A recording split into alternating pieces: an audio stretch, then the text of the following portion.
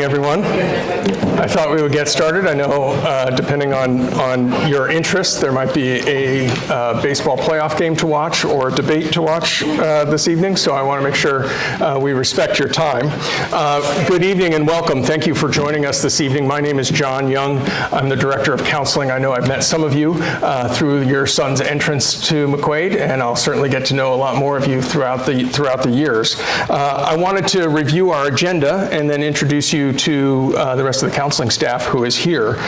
So tonight we're going to talk a little bit about McQuaid culture, especially for 9th grade parents. I think this will be really useful. We're going to talk about the 9th grade experience, the 10th grade experience. I'm going to talk about some early college planning and maximizing your McQuaid experience. So it'll be a quick agenda, but I think it'll introduce you to a lot of different concepts and things we think are vital to your son's success.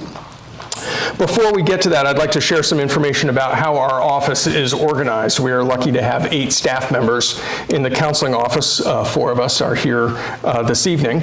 We have 4 school counselors, and you'll meet 3 of them in a minute. We have 2 college counselors. So as your sons progress through their McQuaid experience, they'll have both a school counselor and a college counselor to help them navigate post-graduation plans.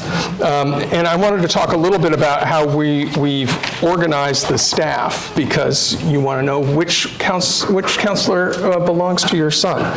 So for those of you who have sons in the 9th grade, Mr. Allen, standing over here, will have those with the last name Ahmed through Fusili. Ms. Gordon, who's first one up here, has Ghazali through Nudo, and Ms. Snyder has Omer through Zissis. For 10th grade parents, Mr. Allen has Arroyo through Jarvis. He gets the beginning of the alphabet. Mrs. Gordon has Job through Nicholson, middle of the alphabet, and Ms. Snyder has Paddock through Woodard, end of the alphabet.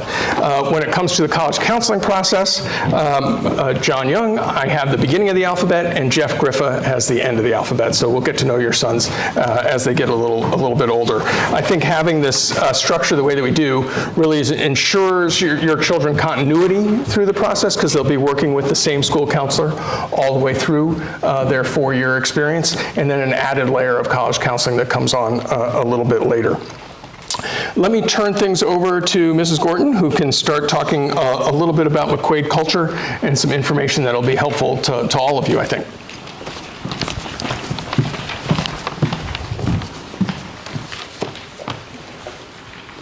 Good evening, everyone. Thank you so much for taking some time out of a Tuesday night to join us here at McQuaid Jesuit to talk a little bit about the freshman and sophomore experience. Some things will be common across both of those years. Some might be a little unique to either freshmen or sophomores, but we're hoping the message is something that resonates and is allowing you to help to see us as a resource for you and for your students as they begin and travel through basically their years here at McQuaid. In prepping for tonight, I always, kind of take some time to think about what kind of message would I like to impart? And I think a lot about how just 3 weeks ago, the freshmen together as a class sat where you are. The sophomores together as a class sat where all of you are in their orientation day. And I sit in on those presentations too, because I want to hear the messages that are given to them by our administrators. So you might hear a few things sprinkled in just to give you an idea of some themes that they heard throughout the orientation that we would like to have them think about throughout the year. So when we think about culture at McQuaid, I try to, as my colleagues know, wrap things up a little bit into a little bit of a bow to say, how would I think about when I think about the culture at McQuaid? So I think of it in terms of us being a college prep placement, but also character education. So that theme rides into a lot of the meetings that we have with our students. So we are often asking questions about how they're doing academically, but a lot of the conversations surround character as well. Simple things like, building up their communication skills, helping them to be advocates for themselves. So it's that idea of prepping them for the potential of college, but also helping them to be great men. And it becomes from those little lessons where they might have made a mistake that they didn't think it through often enough or well enough, or it's something they've just never encountered and they don't know how to approach it or how to take that next step. Whether it's having a difficult conversation about a grade to a teacher, how to ask for help.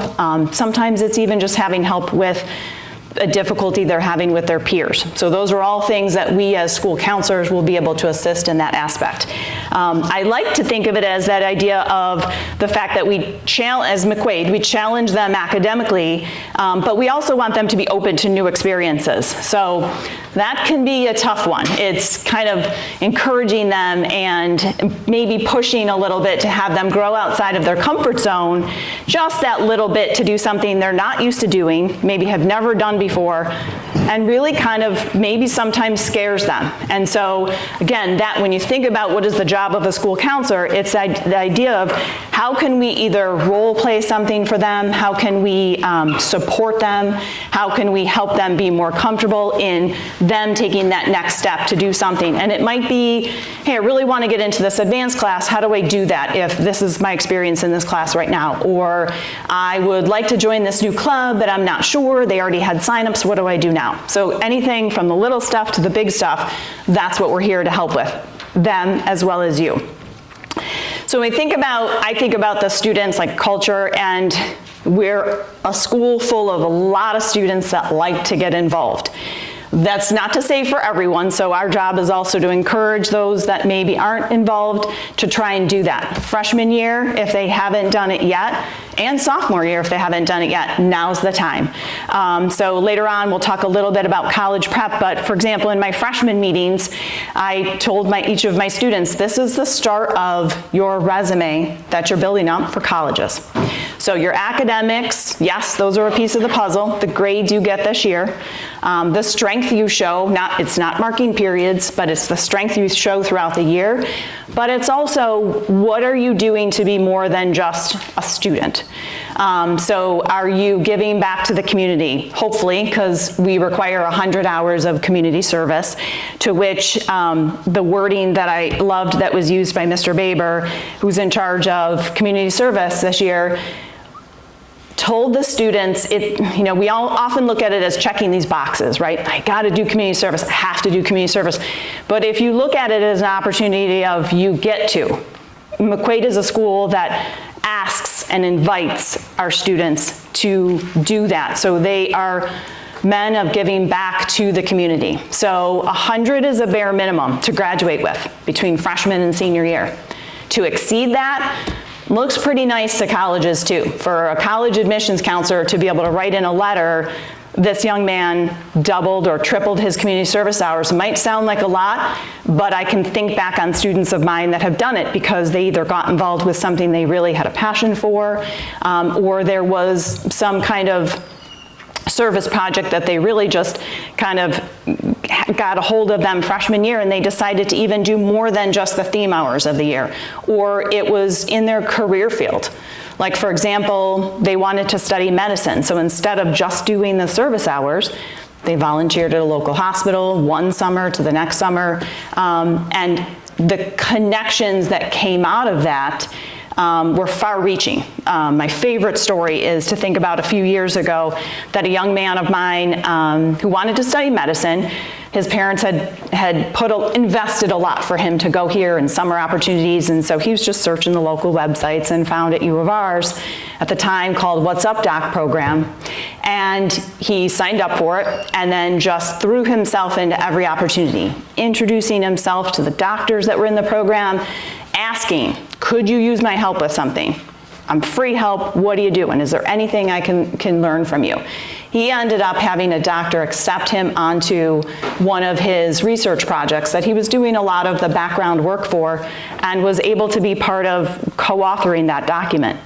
To have that kind of accolade on his resume as a high schooler going to college, again, that's probably maybe my top example, but it's a little part of what students can do to kind of like think outside the box. What can I do to explore what it is I think I might want to study in college, but what is it that I can learn to make sure that career field is right for me too? Because he very easily just could have found out that it wasn't the career field for him based on having some hands-on experience.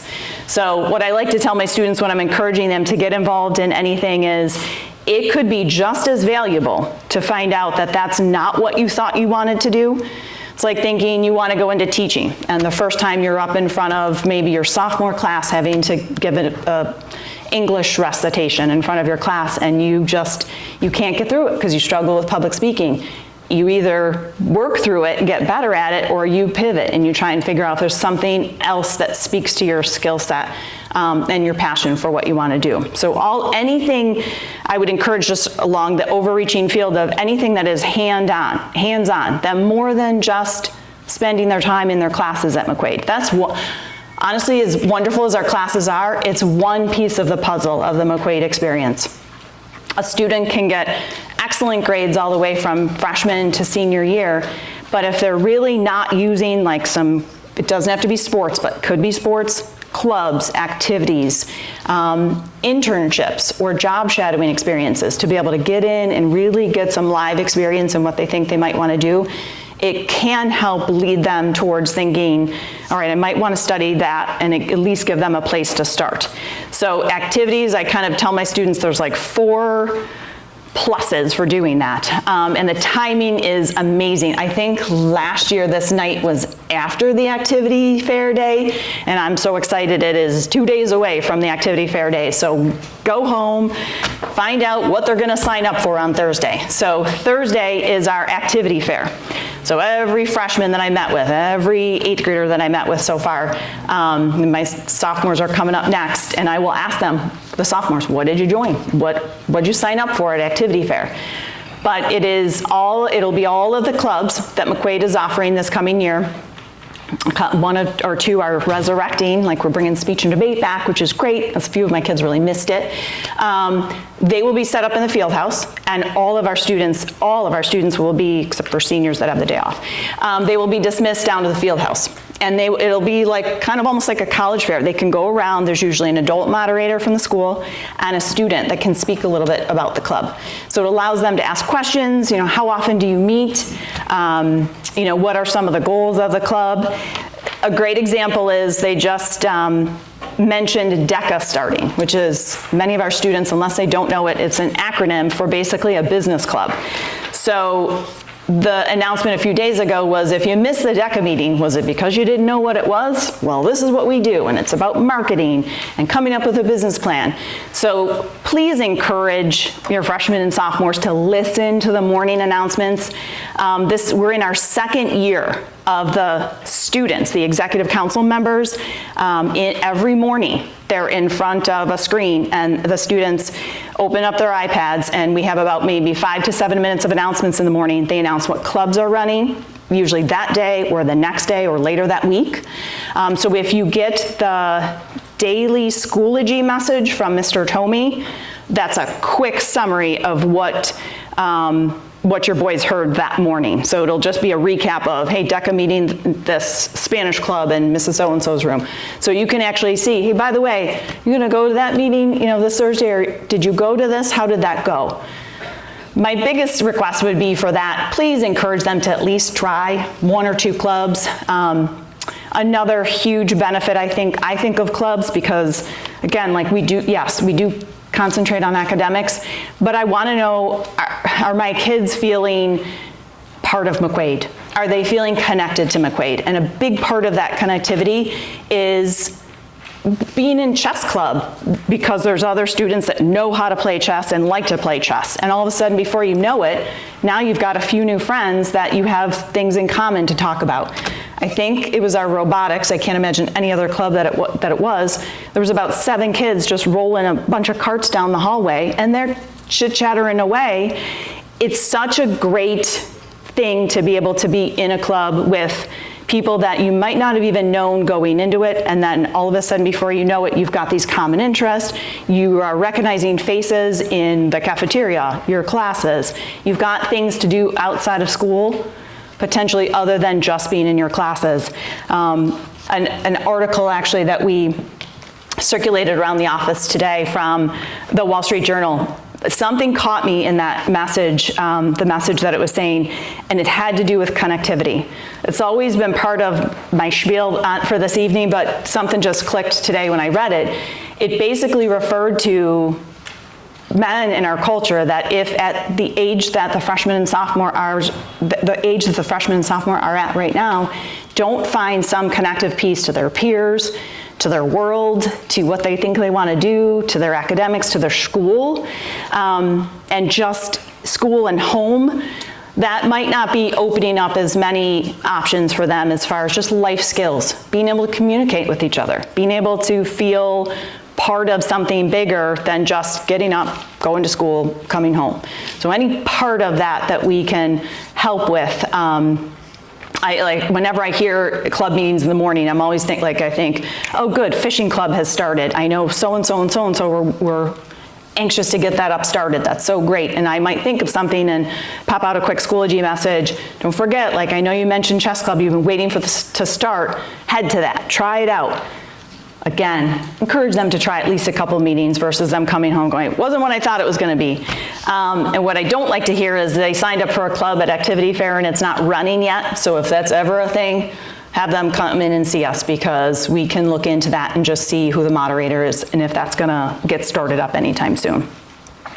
Those clubs also have another benefit in helping them explore some of their skill sets. So like I mentioned, speech and debate. Students want to go into law, any career field that involves public speech or speech in general helps build that up. Youth and government, Model UN, so there's clubs that are for fun, but a common, thing that they are good at, and there's another one that kind of helps hone your skills, like Igniters, that when those students get involved since freshman year, they stay involved. So I like that concept of getting involved, which is great. Colleges don't want to see a sprinkling of a bunch of clubs from freshman to senior year. It's not about the number, but it's about the quality of the experience. So I know even for sophomores and freshmen, I've had this conversation that if they join a club they really like, by the time they're sophomores, juniors, they may be the leaders of that club. So now they've just etched another kind of level up on their resume to leadership that naturally was built on from just involvement in the club that they love to be in. So little points that you can possibly help make with them to encourage them to do it if they're not already doing it.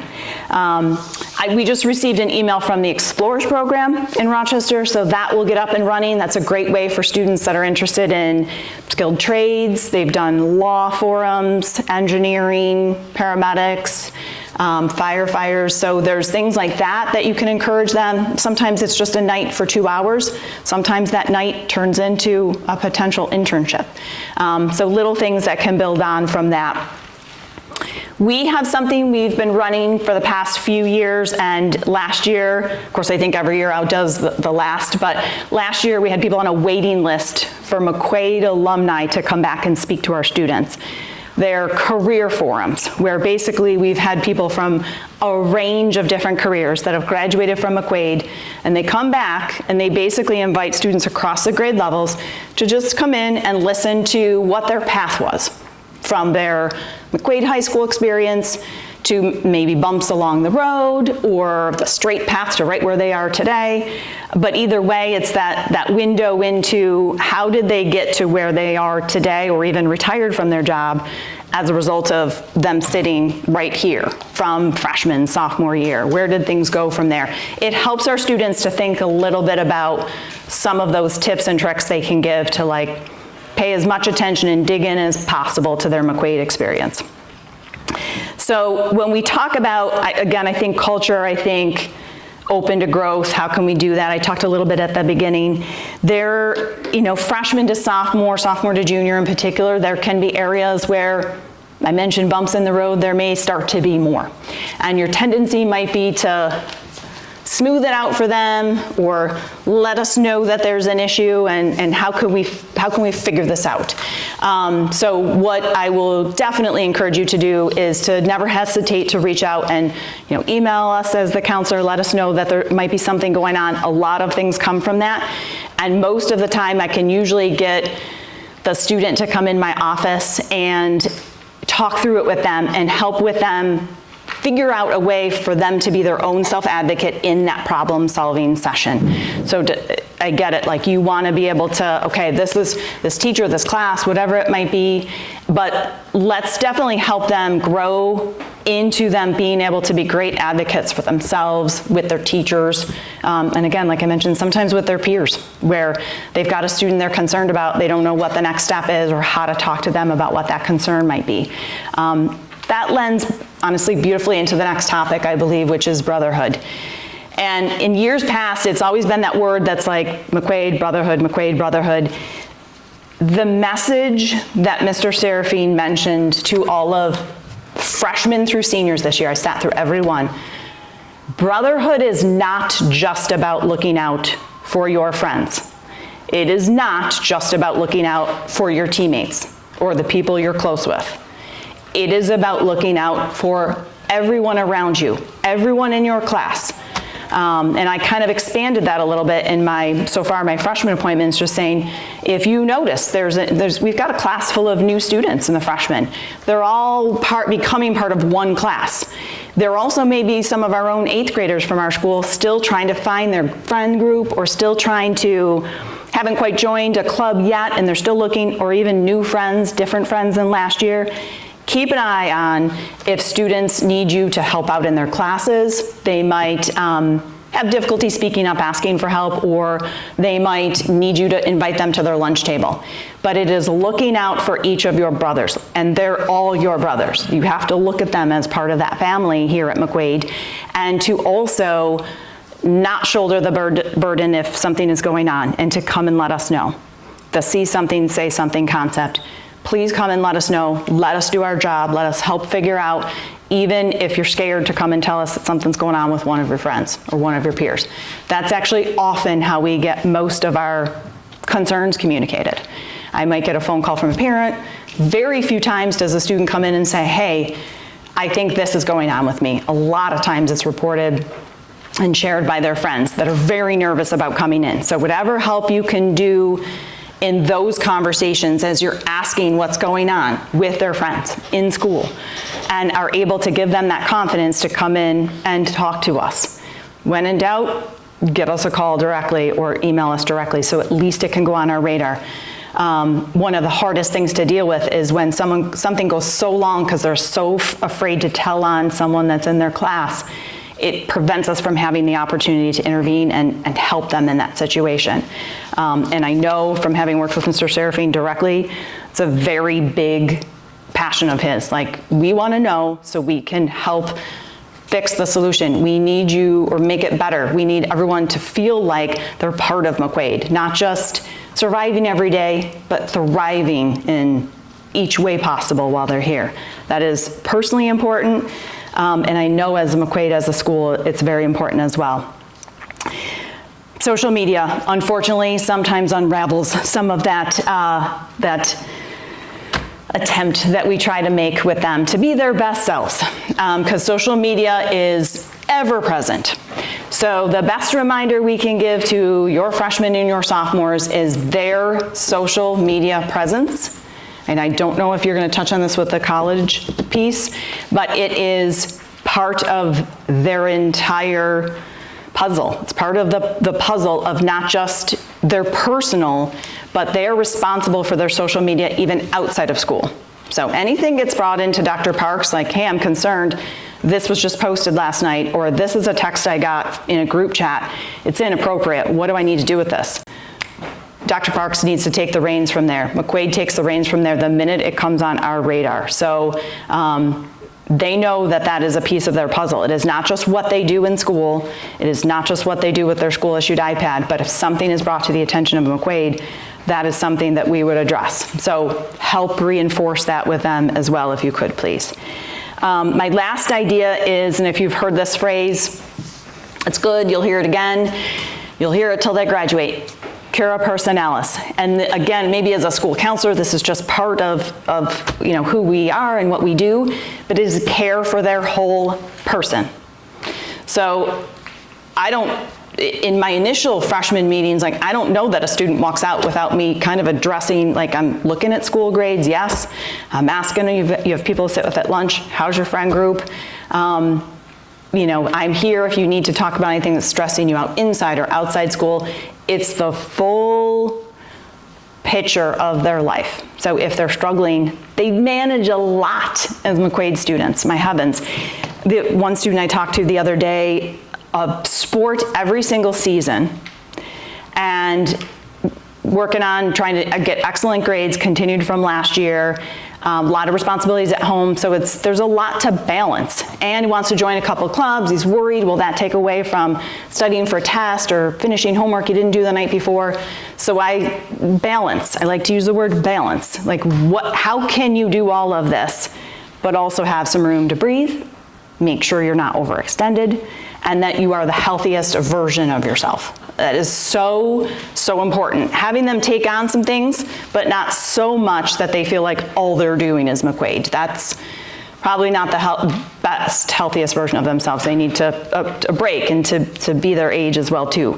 But as part of that, managing that, to keep that in mind. Plus, earlier and earlier, they're starting to ask college questions. And I had some freshmen asking that already, how do I get into these classes? And then what if I'm looking at these schools? Can I meet with my college counselor? This is how yes and yes. So if they want to think about that stuff early, my goal is, we like to say we are trying to meet them where they are. So we don't want them to feel like they have to be there yet, but if they start asking questions, we'll steer them in the right direction to make sure that they're getting those answers that they might be seeking this early, but not to think that they have to. I guess the invitation would be there, and my last request before I turn it over to the next speaker is to let us know. I'm going to use the phrase I use with my students at the end of my appointments a lot. I'll let them know, we look at attendance. We want to see if kids are missing a bunch of days. We get sent the attendance list every day. So I try to see, are they missing a bunch of stuff? How you doing? Send you a quick message. We look at grades. We get a grade capture every 5 weeks. So we want to see if we've got a student with several, 73, 72 or below, they don't have to just be passing. Something might be up if they've got a few classes that are that close to 70.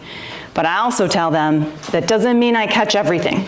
And as good as I try to be at my job, using all of those avenues I have in front of me, you know where my office, you know where our office is, you know where my office is. Please let us know sooner rather than later if there's something we can do that is not maybe happy for you right now, that is causing you maybe some stress or struggle. We can't help with something we don't know about. So every once in a while, probably more often than not, we might even get a little push from a parent or a guardian that says, just a quick heads up, this is going on. Can you check in on them? That's what we do. So definitely let us know if you have any concerns. Could be from them being more anxious than usual, them seeming more withdrawn than usual, or any concerns about even just stress level. Hey, he just needs to talk about something, or he might not, but he seemed like he had a rough couple of days recently. Let us know so we can do the best possible job we can to help them as part of helping you. So I thank you for entrusting these freshmen and sophomores to us, and we certainly strive to do our best with them. Thank you so much.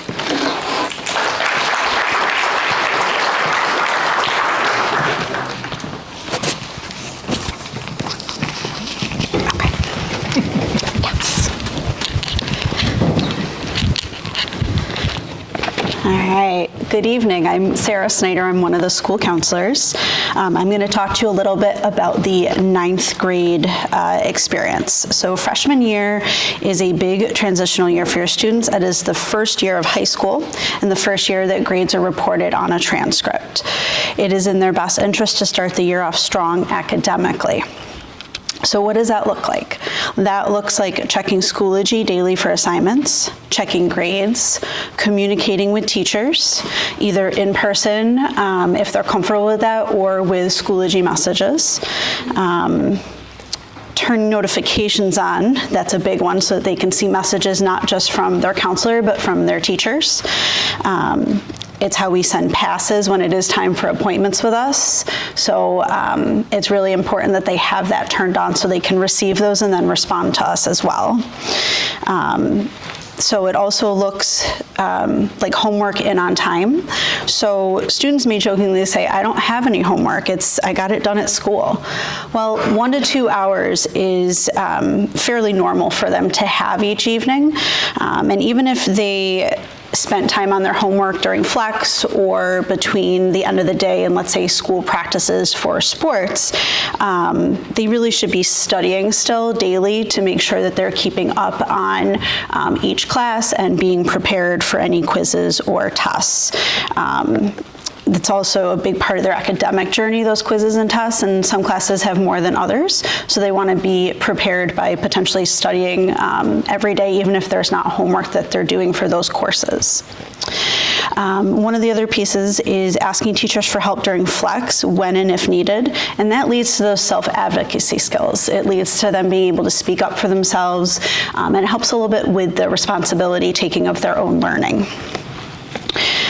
We do work on teaching those skills and letting them know that everyone needs help sometimes, and it's okay to ask for that. Sometimes I will have students who maybe don't know how to ask for the help, but they might send a Schoology message, and I'll have them come in and we'll talk through, how does it look to ask for help? What do you need to say? We might jot down some bullet points for them to be able to take with them, like on a Post-it note, so they can talk to the teacher about what they might need. It also helps normalize this for them and helps them find their voice, because they're going to need that voice, not just here, but as they go out into the world beyond McQuaid. Using us school counselors as resources. Mrs. Gorton did a nice job of sharing that piece and how we can help support them in a variety of ways. Some of those are also study skills, time management, and ways to stay organized. I worked with a student last year who we needed to just go through and get different colored folders with little sticky notes of which one they were and kind of keep them organized. So certainly something that we can do as well with them. Learning is more than grades. So again, Ms. Gorton already talked about this a little bit, but grades are a piece of the puzzle. And students may come home with a lower grade than they're used to. That's okay. It does happen. It's part of the transition process and them learning how to do McQuaid at the high school level. And they're learning how to acclimate to different teachers, different expectations. Sleep and balancing mental health, key pieces of your student's journey. Sleep helps reset our bodies, our brains. Getting a good night's rest is helpful, not just as teenagers, but as adults too. So we want to make sure that they're doing that for themselves so they can be prepared for school each day. Mental health can be keeping an eye on the overall emotional mental well-being. I know when I hold my get-to-know-you meetings with my students, we talk a lot about what their overall well-being looks like and how when things are out of balance, it cannot feel great and it cannot look great for them. They could be overwhelmed, they could be feeling a little off kilter. So we have discussions on how all parts of their lives work together. And, you know, it's something that they'll need to learn going forward also. So teaching them now the skills to become balanced, and when things aren't balanced, how do we problem solve that together? It's a life skill for them as well. So on the academic end, one of the first opportunities to take an AP level course is in 10th grade with AP World. The prerequisite for that course is at least a 90% in Global 1 and then department approval as well. We rely heavily on first semester grades when we're doing course selection in February with students and then kind of planning forward with them. So we go off of those first semester grades. And it's a process that we take kids in, we have the appointments set up with them, and we work with them to plan not just for their next academic year, but touch on kind of maybe their potential aspirations and goals and how we can work through to get them to that place.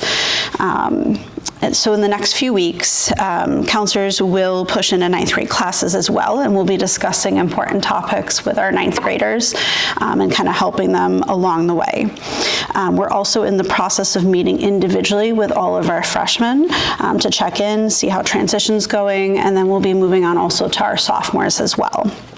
And throughout the year, we will check in on your students, but like Ms. Gorton said, if there is something going on that would be good for us to know, please feel free to communicate with us. I always tell my students, very similar to Mrs. Gorton, where if we don't know something's happening, it's pretty hard to problem solve with them. So if we're aware of it, we can hopefully help support that for them. And they're welcome to meet with us anytime.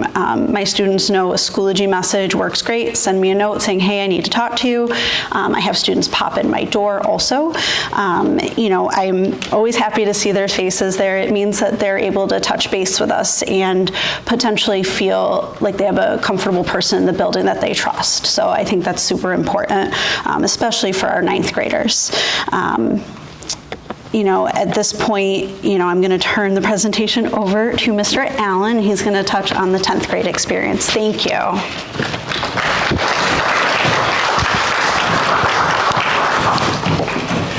Okay, so good news. The 10th grade part of the presentation is the shortest part of the presentation. And why is that? Because everything my colleagues have talked about applies to 10th grade as well, right? It's the cornerstone of what we're going to talk about with our 10th graders is growth, right? You started out in a good place in 9th grade, maybe even before that in 8th or 7th grade.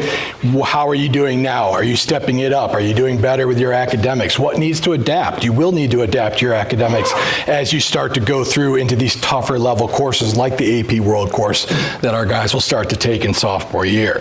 And so that balance point for them, balance is my favorite word at McQuaid, and that is because these guys are really starting to learn how to multitask a lot more and how to handle these higher level pressures with that. So sometimes individual students need a little bit more support. Others at this point are launching really, really well and don't need as much attention. Certainly for the sophomores, we do meetings, but like as Sarah mentioned, it will take us a little while to start to really get into gear there. A little bit will depend on where each counselor is in their caseload. And some of us are, depending on what else is going on with our students, we are balancing caseloads of about 190 or so. So it's not always as quick as we would love for the sophomores. But again, that same concept. If you've got a concern, or if the guys, at this age, the guys start to be pretty good at saying, hey, Mr. Allen, can I come in? And absolutely, we're going to make that happen for sure. It might take us a day to get them in, but we'll usually make it happen pretty quick. And really the cornerstone of those conversations are very individual. What's going on with you? Okay. Counselors will do multiple lessons. We push into 10th grade health to talk about digital and personal safety through the Teen Safety Matters program. And it's always an eye-opening conversation with the boys at that point. But it's a really, really important topic, especially as Margaret was talking about with social media and presence and whatnot. It can be a difficult area for a lot of these guys. We also will do a career exploration program with them in the spring of their sophomore year. A lot of the guys, we are seeing, I'd say, more. I've actually had 8th graders. I'm doing 8th grade check-ins this week, and I've actually had guys asking me about college in 8th grade, which is more than I usually see, which is cool. But some of these guys have a pretty firm idea at this point in 10th grade what they want to do, but a lot of them really don't. And that's okay, right? Obviously, my advice to guys is, look, at the more time you spend thinking about it, the more likely you are to hit upon what you're doing. And as with Margaret talking about that intentional process of trying things on for size, what we just don't want them doing is just what I did, frankly, in high school. Push that away. That's uncomfortable. I don't want to deal with it. I'll deal with it when I get to college. You can, of course, deal with that when you get to college, but you have a significant advantage if you try to work through that up front. So that's kind of the core of that lesson as we go. And we do have a software program that they will end up using quite a bit for the college search process that does help them kind of take a couple of assessments to kind of understand their personality type indicators and some of the skill sets that they may already have or that they have preference for, and that will kind of connect them to individual careers out there that maybe they've never even heard of before, or that type of thing. From the stance of course selections, when we meet now at this point, February of their sophomore year, now it's a much more well thought out, they have more options available to them. If their grades have been where they need to be, they'll be able to decide what advanced courses that they're going to be taking. We will have a conversation with them about balance with that, because you can take too many tough courses and be involved in too many things. And if that happens, great. If you're handling it, fantastic. But if not, something's going to give, and it's going to usually be mental or physical health, but sometimes academic health or a combination of all three. And so there is a point where you can sometimes take it a little too far, but in the end, you guys at home will have those final decisions. And talking with your boys about what they're going to do, you'll get a communication from us in March saying, here's what your guy wants to do, sign off on it basically, or if we don't hear from you, we're going to assume you're good with that. And two, we'll also start to kind of have those conversations through the lens of their college possibilities. Not everybody at McQuaid goes to college, but we're operating as if they do, just so that they have those options available. And we'll push them. We will challenge them, okay? You don't come to McQuaid to play it safe, right? Obviously. And so we are always looking for, essentially, like they're climbing a set of stairs, more difficulty as they go, and I'm probably stealing a little bit of John's thunder right now, right? But climbing as they go up. You're taking more, tougher classes while maintaining or increasing your GPA, and half-jokingly keeping your sanity while you're doing it, which can be a challenge. So really that's the crux of it. If some guys are further along on that journey than others, that's just fine. Our goal really is to just kind of that little nudge. Where's this guy? Where could he maybe do a little bit better in his courses? A lot of guys are not the kind of guys, for example, if they're not doing well academically, are going to jump into their teacher and say, I really don't know how to study for science, right? You would see a counselor kind of pushing them to say, okay, it looks like you're not passing your science test, or at least you're underperforming for where your goals are. What can we do different? So you'll have those conversations at home. We'll continue them as well at this level, because when we get to 11th grade, that academically is the toughest year at McQuaid. So I believe that I kind of hit most of that. And John, you want to take over for the college stuff? You bet. Perfect timing. All right. As the college counselor, I get to talk about early college planning.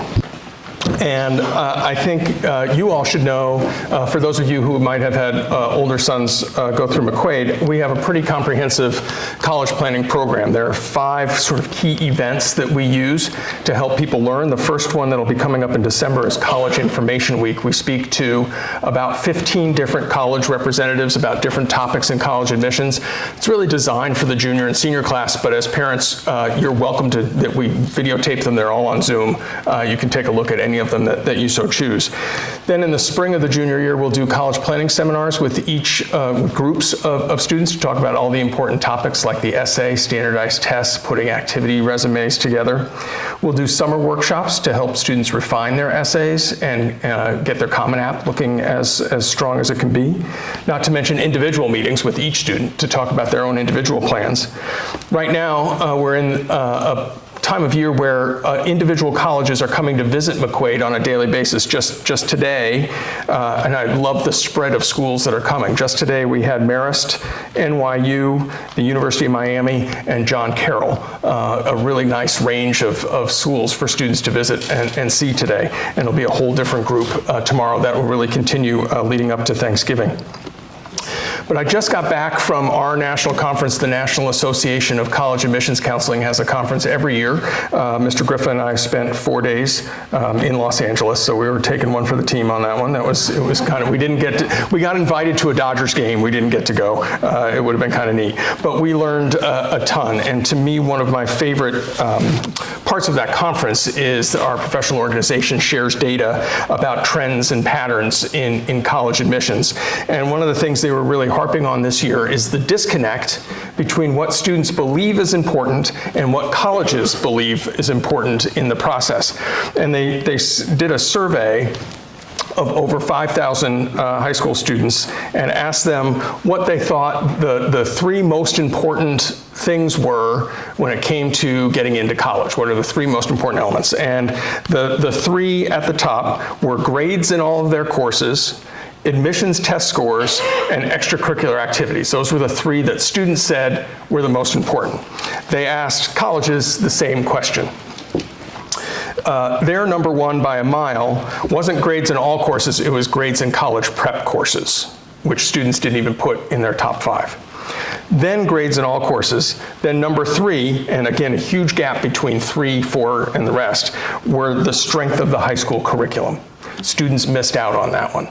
Their students are clearly focused on test scores more than they should be. In fact, only 4.9% of the colleges said that they were of considerable importance in the process, where obviously those other elements are much more important to colleges and matter a lot. So what's the summary takeaway? Students are overemphasizing test scores and they're underemphasizing the strength of their curriculum. And we've talked about that. It's trying to challenge them and take tougher courses. All right. Are you in like an optimist group or a pessimist group? Do you want the good news first or the bad news first? Good news first. All right. Good news first. This is going to sound weird, but it's actually good news for your children. There's going to be a 15% drop in the number of college-bound students in 2025. That's a big, big change. Colleges are sweating this one big time. They're calling it the demographic cliff that we're about to go over in 2025. And it makes sense for those of you who think back 17 years. That was 2008, the recession. There was a huge drop in the birth rate in 2008. So now we are here sitting 17 years later, and there are fewer students that are college bound. There's still just as many seats available for those students. So I think that'll be good. The bad news is that the estimates are that drop in students is not going to affect the elite colleges. In fact, they're projecting an increase in applications.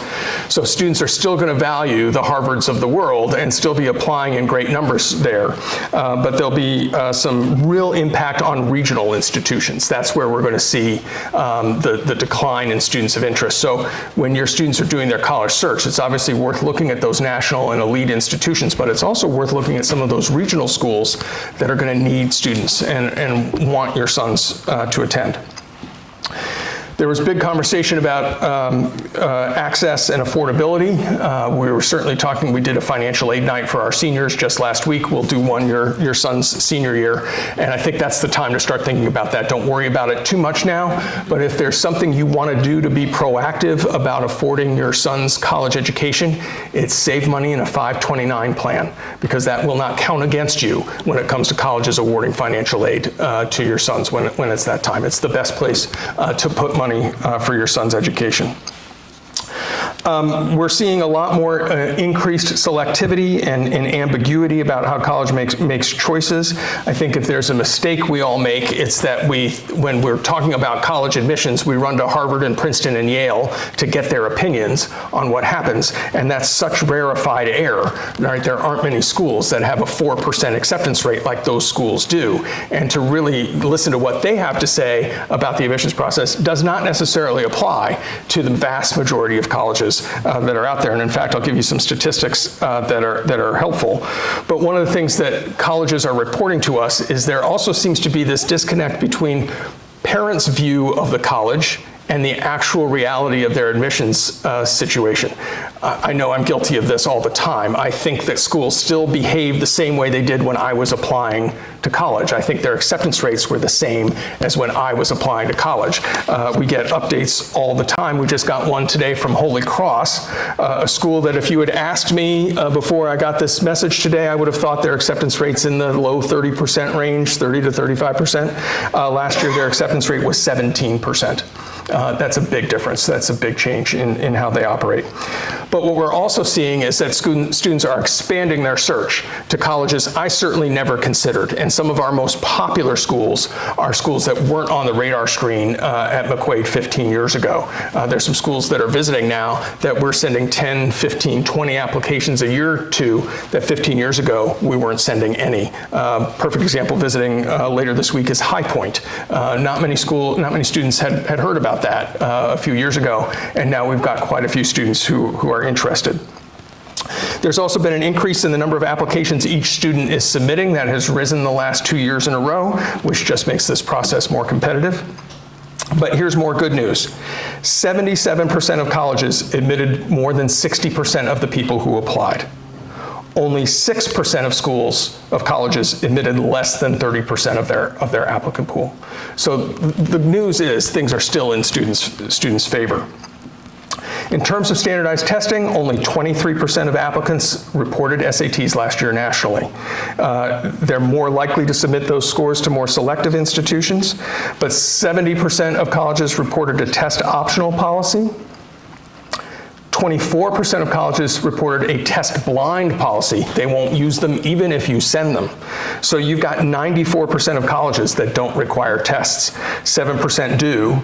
That percentage is scheduled to increase a little bit next year. A lot of colleges have announced that they're going to be taking scores again next year, so it should be about 13% of the colleges that require standardized tests next year. So that might continue to grow as your sons progress through this season. They're going to think about SATs. For the 10th graders, we have the option for them to take the PSAT at the end of October. That's a great practice. 11th grade, it'll be the PSAT again and the National Merit Scholarship qualifying test, and then they'll usually take the SAT in the spring of their junior year.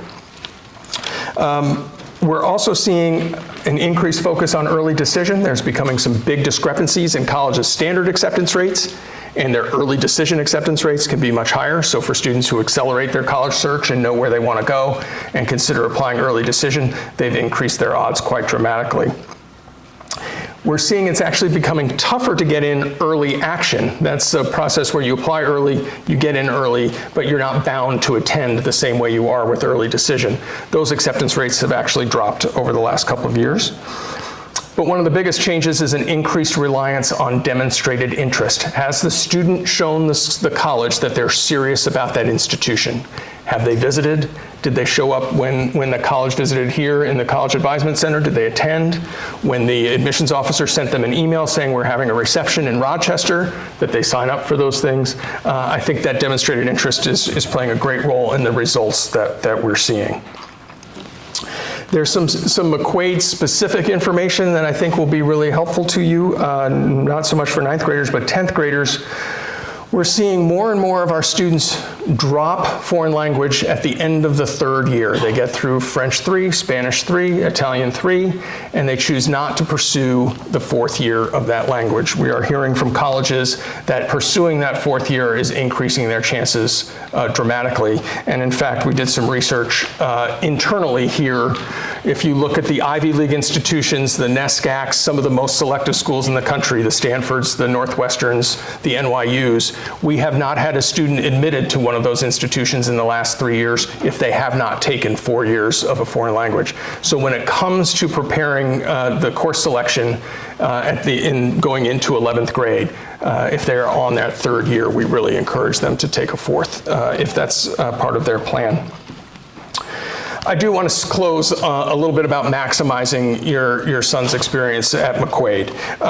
I've got a couple of theme words here, and you've heard it from my colleagues. Engage. Engage with faculty by asking questions, seeing them for flex time, for extra help. Engage with their peers through joining clubs, sports, but also being a good friend. Engage with their counselors. Check in regularly, not only when things are rough, but when there's something to celebrate. We love celebrating with our students. We want them to challenge themselves, take tough classes, go out of their comfort zone with activities, ask for help. Students are not meant to do this on their own, so they should ask for help. They should take care, and that, as parents, I think you can be most helpful. Make sure they're sleeping, that they're eating, that they're getting some time to themselves to reflect on things. I think as parents, the toughest part of the job is to know your own kid. And I know, at least in my own experience, I have two very different children. One who I had to kind of kick and nudge and push and to do things, and one who I actually had to slow down a lot. And so know when your sons need to be pushed. Know when they need to take their ease off the gas a little bit. As parents, I think you can be exceedingly helpful. And as Mr. Allen mentioned, it's really trying to strike that balance here in what they do. I'm constantly concerned, given the college process, with how do we balance getting some great rigor into their program, some challenge, some APs, but also protecting their GPA at the same time.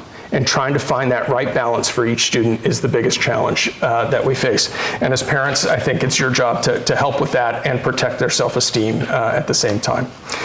We are all blessed to work with your sons. Please take advantage of the opportunity to get in touch with us, to send us an email, give us a shout if we can be helpful.